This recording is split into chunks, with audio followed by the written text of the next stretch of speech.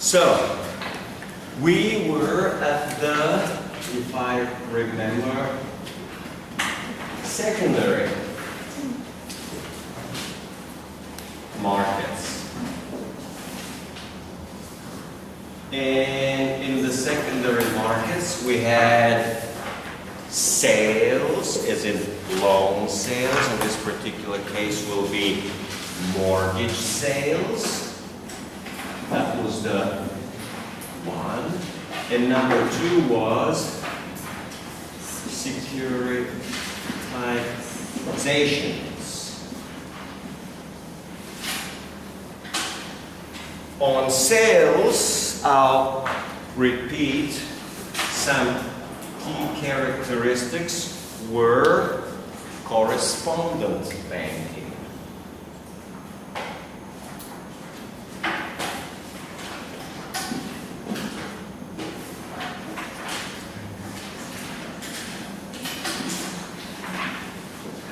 And I was just reading this morning that it goes both ways. It could be the bigger bank selling loans to a smaller bank, or it could be the smaller bank selling mortgages to the big bank. It goes both ways. It doesn't go just one way, okay? So that was number one. Number two was, again, the same red color, with and without recourse.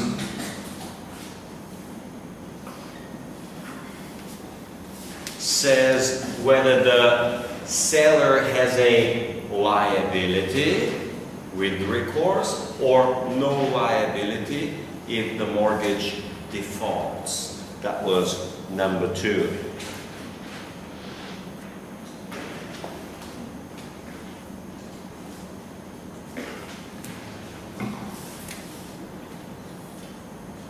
Next one was that when you sell the mortgage, you remove the asset from the balance sheet, you remove the liability from the balance sheet. So you reduce balance sheet, reduce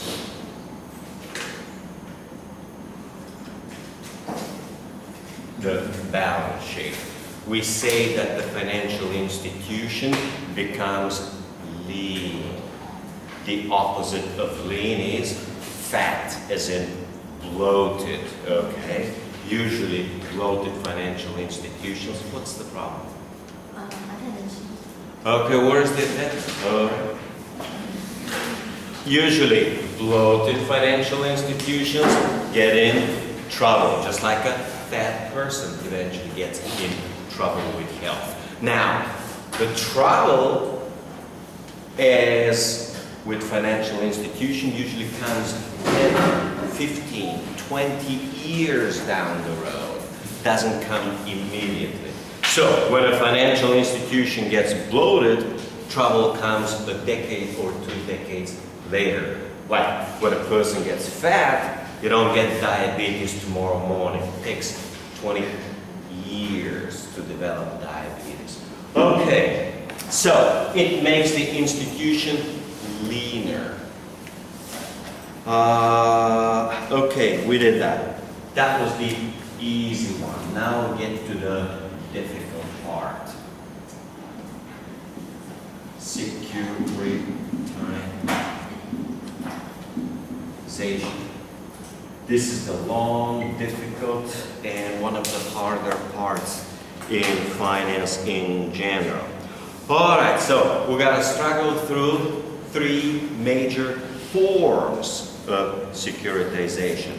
For those with a textbook, that's page 202, okay?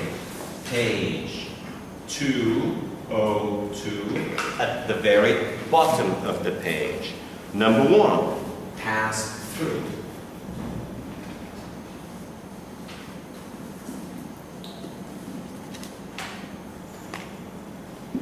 Pass through securities.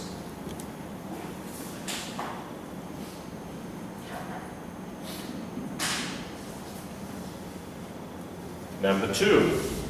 Anyone? Anyone?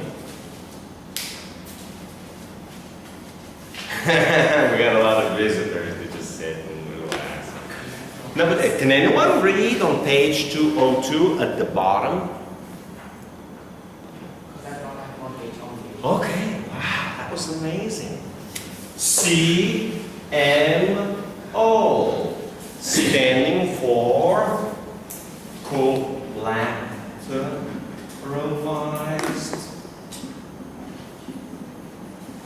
mortgage, let's see, obligation.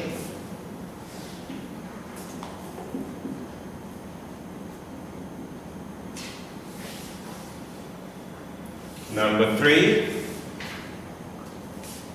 What is number 3? Mortgage-backed. Now, I'll write it as mortgage-backed security because there are many different types of mortgage-backed securities. So, it is a general term. And the one more common will be mortgage-backed bonds. Mortgage-backed bonds.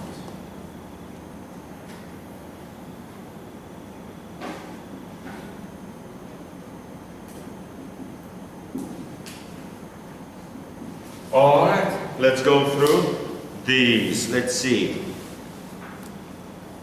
So, what is securitization? I already explained it before.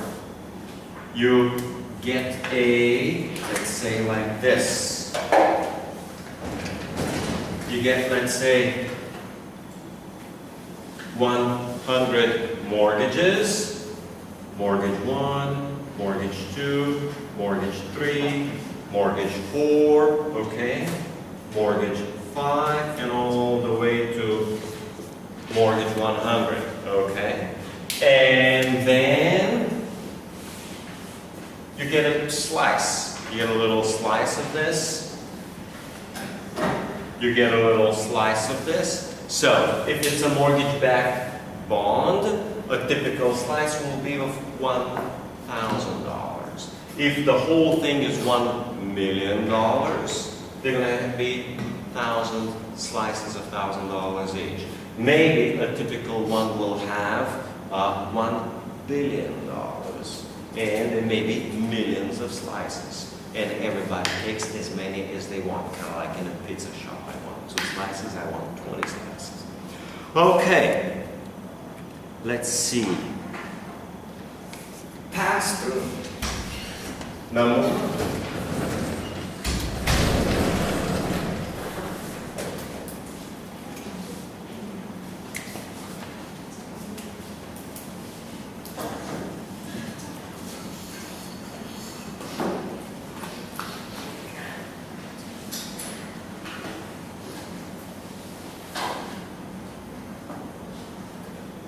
Okay, that's on the next page. Pass-through security is fairly straightforward. You pool all the mortgages, meaning you put them together, and then all you do is, meaning the financial institution, will pass the payments to the buyers. That's all there is to it. All you're doing is become an intermediary. That's all. Just a simple intermediary.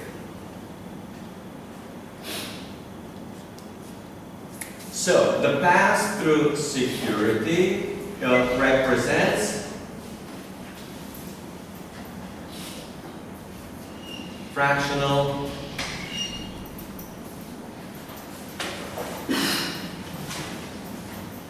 ownership of the original. So, maybe you own only 1/1,000,000th of every mortgage. If they pay the mortgage, you collect. If they don't pay the mortgage, you don't collect. That's all there is to it. Let's see what else we have.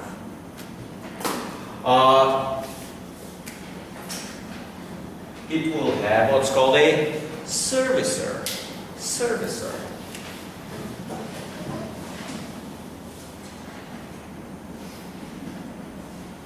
A servicer stands short for a service company.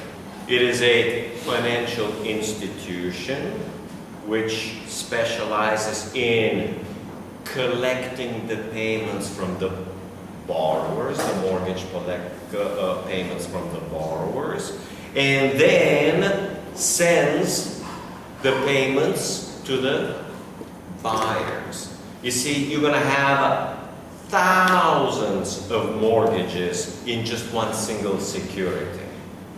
And then you may have hundreds or possibly thousands of buyers in one particular security. So we're going to have thousands of payments coming in. This is the servicer. You got thousands and thousands of payments coming in. And then you're going to have only for one security maybe hundreds or many hundreds of buyers. Then for a second security, hundreds and hundreds of buyers. And maybe for a third security, there are going to be thousands of buyers, depending how big the whole security is. Now, when I say security, I mean the big pool. The pool will be sliced into thousands of securities, or it will be sliced into millions of securities. So they're going to be sliced into millions of security and have 20 securities. A big fund will have 1,000 securities, another one will have 50 securities. So there's going to be a lot of processing here. And the name of the game is called service fee. It's all about the fee, collecting the money.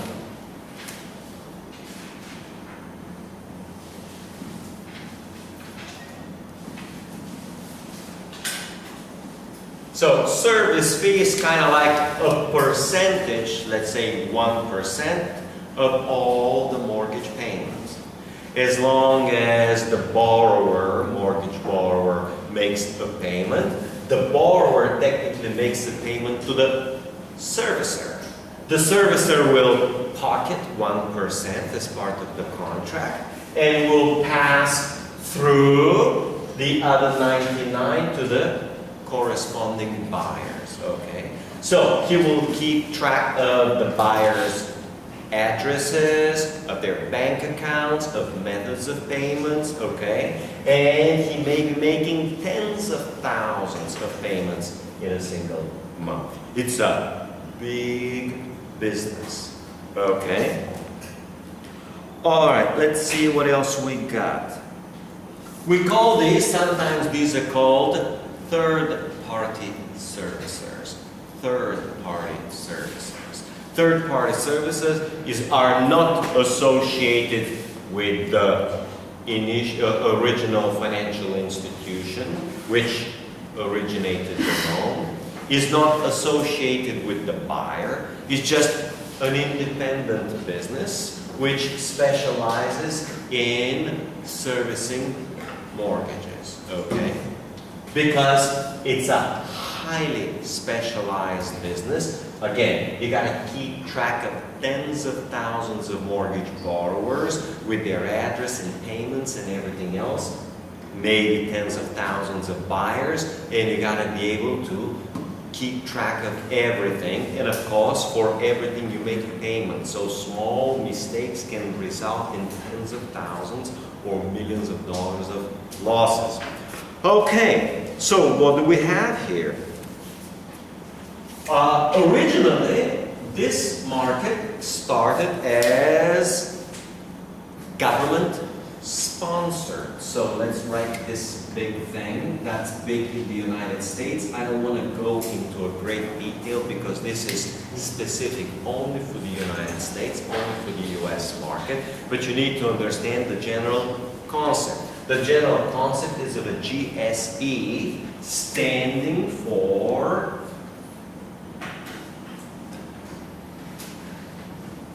government sponsored entity. And if I remember, there were three major ones. Let's write them out. Ginnie Mae,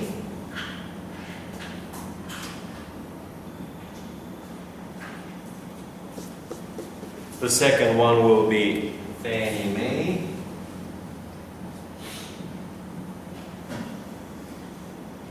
and the third one is Freddie Mac. Well, we can even write it like Freddie Mac. There's a long name, FHLMC. FHLMC. Well, you don't need to remember these names or details, not expected about it. Okay, let me see. So, what's a GSE? Government-sponsored entity is a private institution for profit,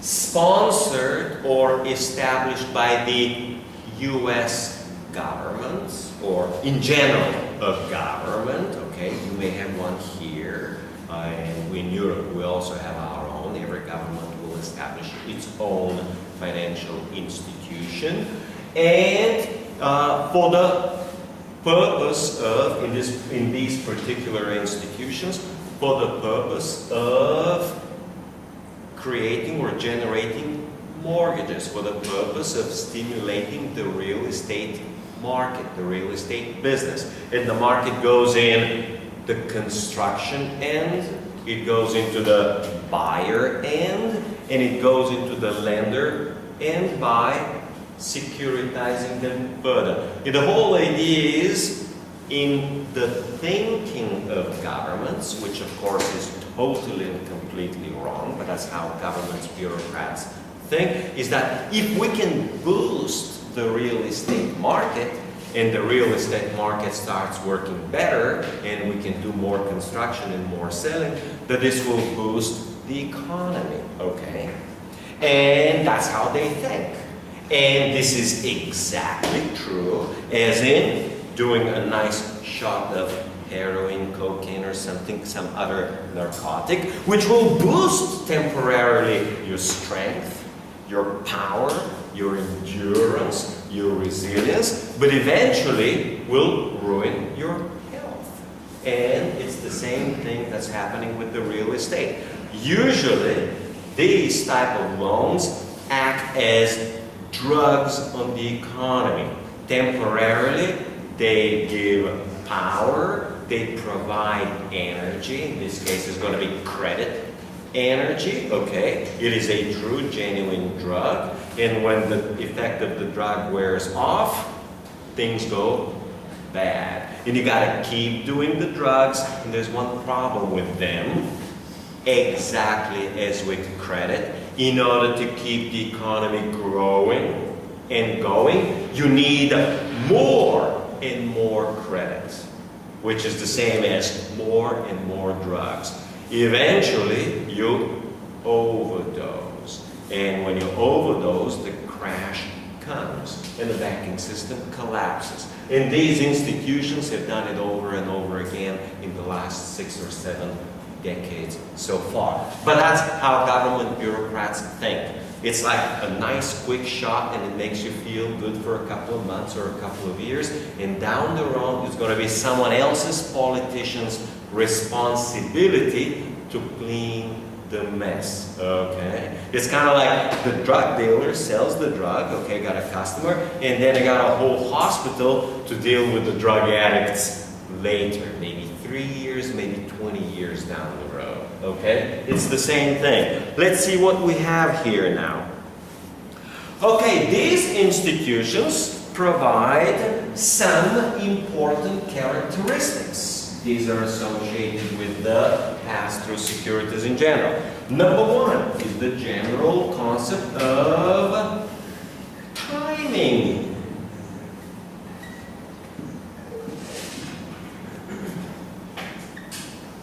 insurance. Timing insurance means the following. It means that mortgage borrower may make his payment on the 1st or on the 2nd or maybe on the 5th.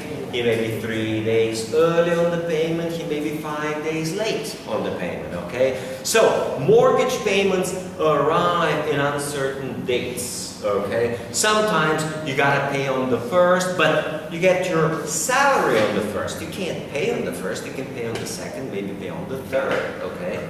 Maybe on the 5th, okay? So, maybe you don't get your salary on the 1st, it's a Saturday and Sunday, you get your salary on the 3rd, okay? And by the time you make the payment, it's the 6th. So, what timing insurance means is that the financial institution like Ginnie Mae, Fannie Mae, and Freddie Mac, which issued these pass-through securities, they will guarantee the timing of the payment.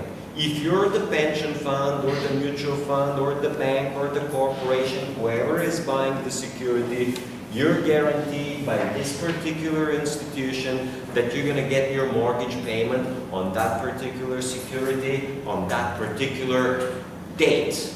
You're going to get your payment on the 2nd, no matter what. On the 2nd, the payment is in the bank, okay, in your account. So, timing insurance is associated with the uncertainty of arrival of the mortgage payments, could be 2, 3, 5, 7, 12 days, and the relative certainty of payment on the mortgage-backed securities in general, the pass-through securities in general. So that's the timing insurance. If you bought that pass-through security, you get your payment on the 3rd every month, guaranteed. Okay? Guaranteed by a major, these are huge, especially Fannie Mae is a huge financial institution that is, we say, government sponsored or government backed by the US government. So, timing insurance is an important financial service which they provide, okay, on top of all the payments and other stuff. So that's number one. So it acts as a payment timing guarantor. They guarantee the timing of the payment. Let's see. The standard denomination for these securities, they say, at least for some of them, are $25,000. This gives you a nice, beautiful, round number to work with. You get 2 securities, it's $50,000. You get 4 securities, it's $100,000. Of course, you get 40, and that's a cool million, okay?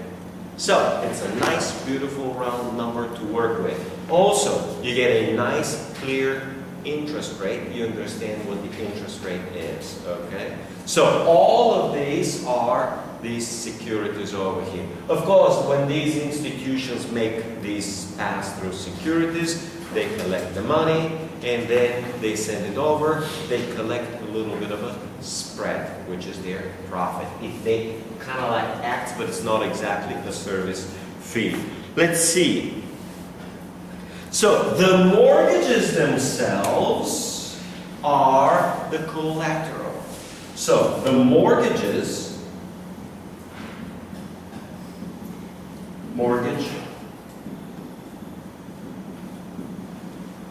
collateral.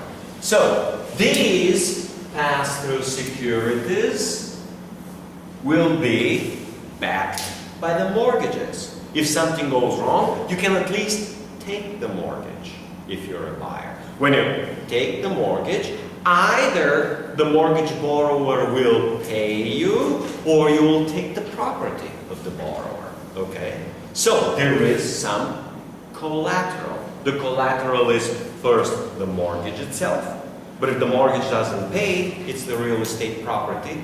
That's the collateral of the mortgage. Now, this is a very important fundamental concept in finance and in law. It's not in this textbook. It's called collateral chain. Collateral chain means that asset A backs or serves as a collateral to asset B. Asset B serves as a collateral to asset C. Asset C serves as a collateral to asset D, and the collateral chain could be fairly large, okay? Could be fairly long, okay? And as long as the collateral chain is solid, everything appears okay. A collateral chain represents phenomenal financial risk because anywhere that the collateral chain breaks, all the parts in the chain break, okay? So, that's where the problem in general is. All right, so the collateral chain, in this case, you got the mortgage-backed security, which is backed by the mortgage, and the mortgage is backed by the real estate, okay? All right, let's see what else we got. So that's the one, let's see, on Fannie Mae. These are known government-sponsored to have what's called implicit backing. Implicit government guarantee. Implicit means that the government did not specify in a law, the government doesn't claim to have a true responsibility, to make a true guarantee. But implicit means that everybody knows and everybody understands that if Fannie Mae or Ginnie Mae get in trouble, the government will save them. The government will bail them out. Everyone is expecting to do that. Because if Fannie Mae goes bankrupt or goes down, this means that the whole mortgage market crashes. And if the whole mortgage market crashes, it means that the real estate market crashes. And if the real estate market crashes, it means the whole U.S. economy crashes. And if the economy crashes, it means stock markets, bond markets, anything else will in return crash. It could easily lead to a U.S. and a global depression. So the consequences could be so devastating that they say, oh, no matter what, the U.S. government will save them or bail them out or will support them in one way or another. Because the consequences could be horrifying, okay, to the whole world. And that's why the guarantee, even though it's not in the law, it's basically implicit. Everybody understands that that's what's going to happen anyway. Yes? Does it mean that the Fannie Mae will implicitly bail out by the government? It would allow them to offer more riskier mortgage-backed securities. Who is it? Who is it? You? Fannie Mae. Again? Yes. Fannie Mae what? Repeat? Because they No, repeat the question. What's the question? I did not hear the question. Fannie Mae is implicitly can be bailed out by the government. Oh, yes, it's implicitly guaranteed. Whenever they get in trouble, the government bails them out. Wouldn't that allow them to offer riskier things in their business? Yes, that's the cause. Yes, correct. Correct. That's answering your question. Let's write it out here. This is exactly how it works. It's called in finance, in banking, in economics, it's called moral hazard. Moral hazard means that if you know that the government's going to bail you out, you can make more loans and you can make bad loans, and there are little or no consequences to bad behavior. Doesn't matter how bad the loans are, you're going to get bailed out by the government. That's exactly why these institutions, when they go bankrupt, they go horribly bankrupt, okay? Because they run for a long time, and for a long time, they accumulate phenomenal, huge losses. Now, when another bank begins to accumulate losses, the market will not finance it.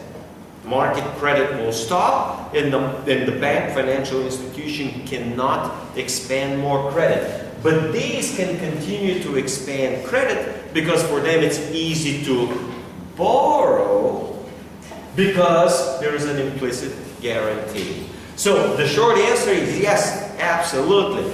That's exactly the wrong role of the government. It's the equivalent of this. Will guarantee, the university or me, will guarantee that everybody gets A in this class. Wouldn't it be great, right? We had this discussion before in another class. Wouldn't it be great to have everybody A, right? Hey, you guarantee A. You can come to class, don't have to come to class.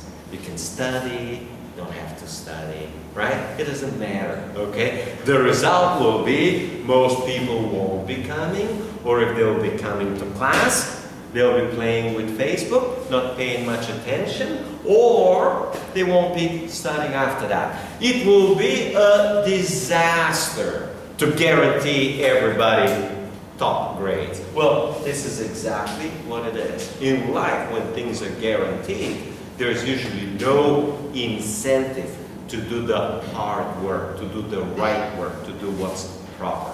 So, that's the way it goes. Let's see what else we got. Fannie Mae creates number 3. Fannie Mae specializes a lot and creates mortgage-backed bonds or mortgage-backed securities. Okay. Now, when a mortgage-backed security is done, let me see what I have for pass-throughs over here to make sure what else we got here. Alright, let's try to do this. These mortgages in general associated with these financial institutions, I was teaching last time, we call conventional mortgages.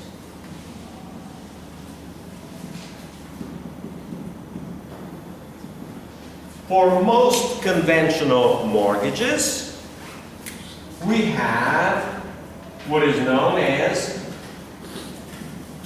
collateral ratio.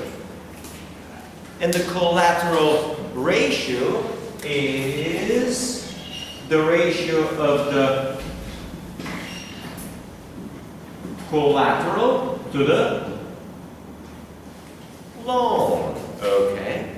Now, I have here, one of my friends had this particular experience where they got a motorcycle which is worth, let's say, $1,000. Okay. And if it's worth $1,000, you can go and you can borrow. How much can you borrow against a motorcycle that has a value and could be sold for $1,000? How much can you borrow here locally, somewhere in the city? How much can you borrow?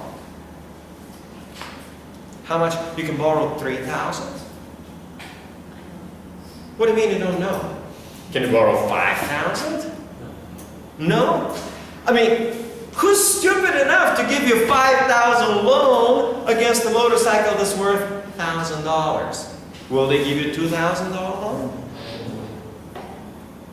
No. Will they give you $900? No way. No way. Okay, let's call these. Okay.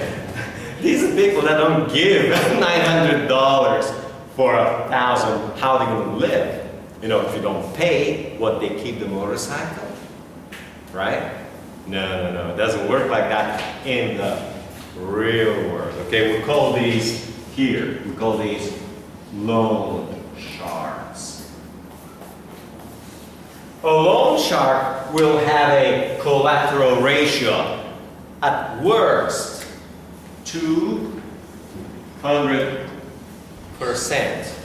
Here, the typical ratio is 400%. What does it mean, 400%? How much you can borrow on a motorcycle worth $1,000?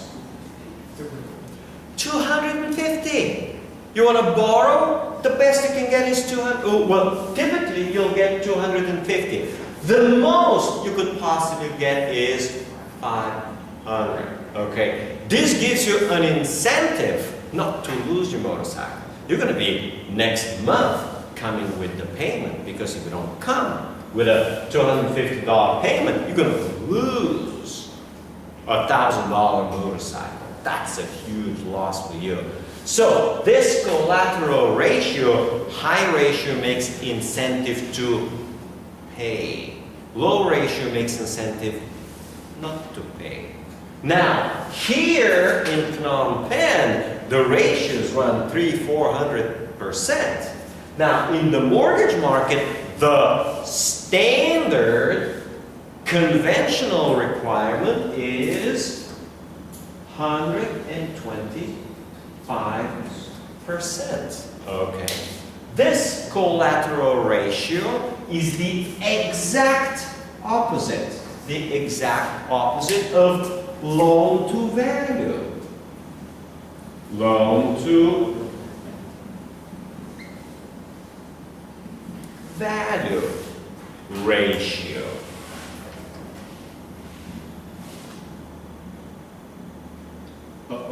Loan to value ratio, which is exactly what it says. It's the loan to the value. The value of the collateral. And the loan to value ratio is limited to 80%. So if your house is worth $100,000, you can borrow at most 80. Okay? And your collateral ratio will be 100/80, which is equal to, how much is 100/80? 125. 125%. So you can think in terms of collateral ratios of 125 and more, or you can think in terms of loan to value ratio of 80% or less. So conventional mortgages require a minimum of 125 collateral or a maximum of 80%. This makes the lender feel secure with his collateral. Okay, let's see what else. Okay, these securities will have ratings. So these securities will be ratings. So they'll have rating, okay? We call this, let me rewrite, credit rating.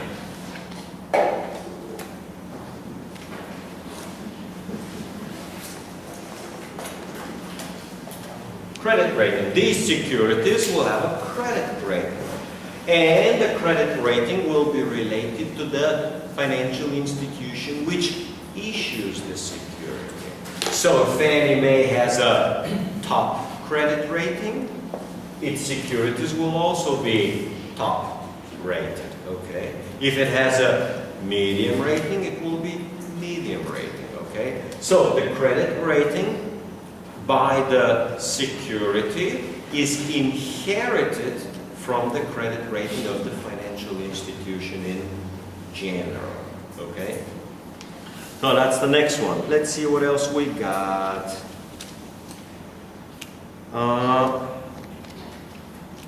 So these are conventional. You can also have, okay, I can delete this part over here.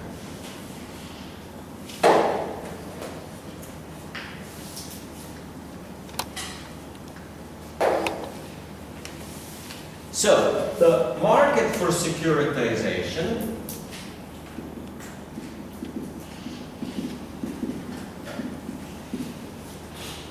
is divided into number one,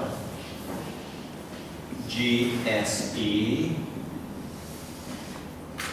Fannie Mae, Freddie Mac, whatever else we got, Ginnie Mae. And the other one is called, that's on page 205, private label.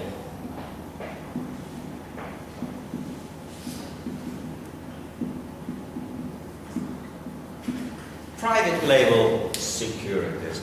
Private label securities are securities issued, mortgage-backed securities issued or securitized by private financial institutions. The typical private financial institutions, we call these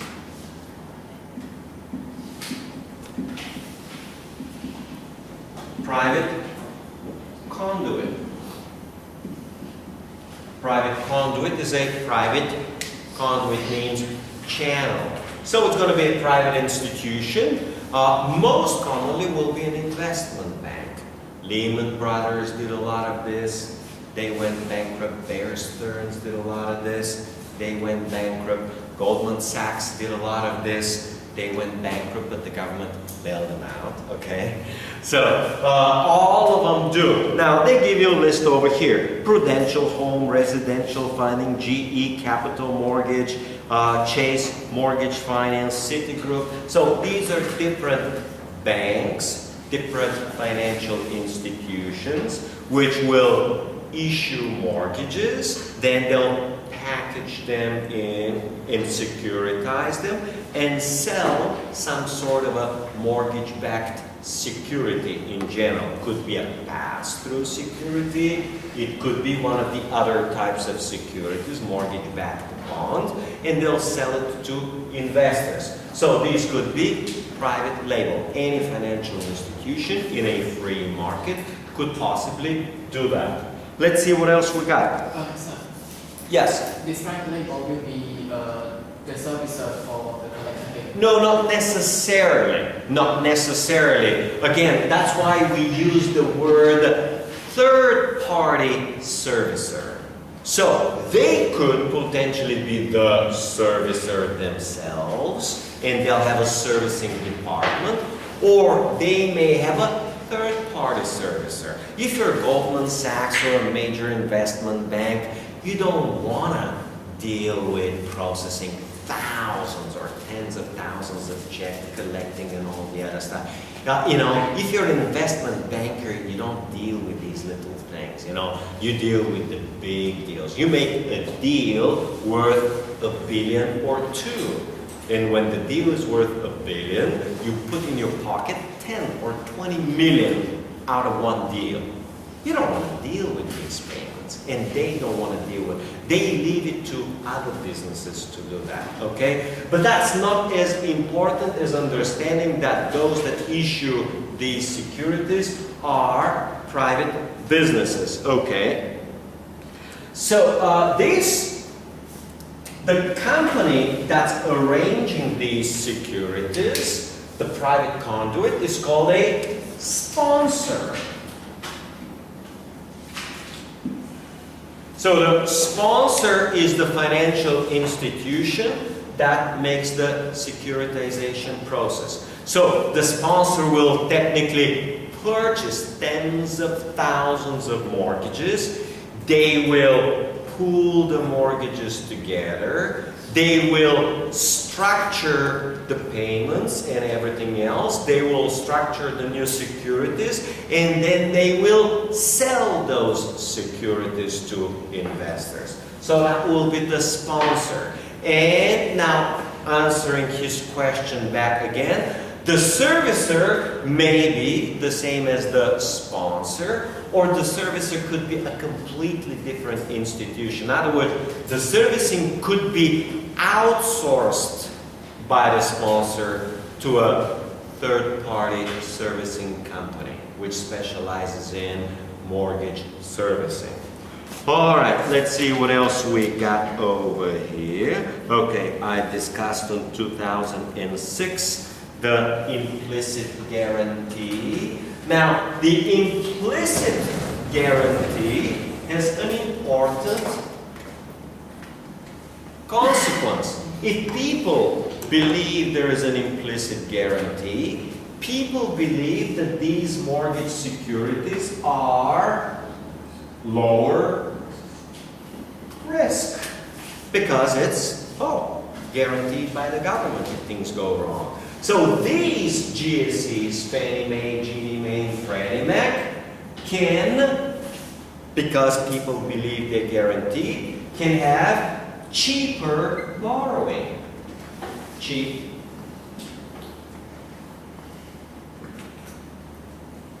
Borrowing. So, if you are a financial institution, you may be able to borrow at 4%, but with the implicit government guarantee, you can borrow at 2 or 3%, okay? Because it's considered to be lower risk. Well, now, what does it mean, cheaper borrowing? Means that they have a competitive advantage. Hey, you can borrow at 4, but I can borrow at 3. I can make better profit. I can provide better loans. I can make better security. So recall this, and this is what it is. It's an unfair competitive advantage. It is competitive advantage not because they're competitive, not because they're better, not because they provide better services better. It's just because they're guaranteed by the government. Unfair competitive advantage. Okay? Unfair competitive advantage due to the major government guarantee. Which means that when you have unfair competitive advantage, you can grow faster than the competitive market. Okay, so now these guys in boom times can grow faster and make more bad loans in general. Let's see what we have. I have a little section here so I can finish. Okay, page 2007 for you is on the second paragraph, is the discussion of the moral hazard. The second paragraph in 2007, how all of this is the discussion of your question, the moral hazard, and how moral hazard, let me see where I wrote the moral hazard part. I can't see the moral hazard. The government guarantee. Let's see, where's the guarantee? Implicit moral hazard. Okay, so that's the next important, meaning the last important concept is because there is a moral hazard, the government says, oh, we gotta supervise. There is a government regulators. So, it works like this. Just 2 more minutes, okay, so I can finish. This is very important to understand because that's the nature of the beast. You need to understand the nature of financial market. When the government creates an institution which has moral hazard, meaning an institution that's designed to work very badly and very poorly because it doesn't have incentives to work well and properly, then the government, after the institution works for a while and everybody sees that it's poorly run, the government designates a regulator. The regulator to regulate and watch over the institution, okay? But there's one little problem. The regulator does have an incentive to do the right thing. So who's going to watch whether the regulator is doing a good job?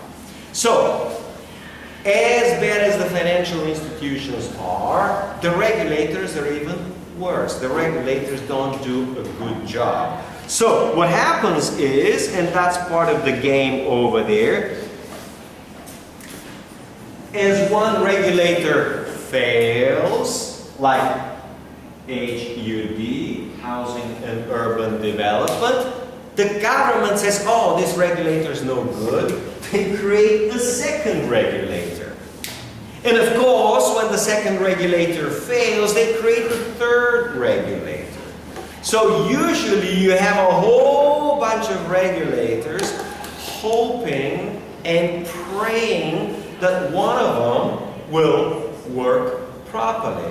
But none of them works properly because they're all government institutions, all subject to that evil called corruption. And we need to discuss somebody, maybe you'll remind me the next time to discuss an important concept of corruption called camera, Miss Layton?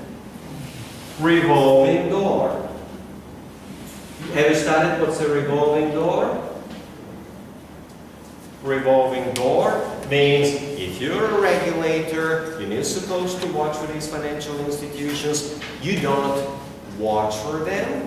When you finish your job, you get in the government, you go to these financial institutions and they give you a big salary. I'll discuss it maybe next time. All right, so I'm up to page 2,207. All right.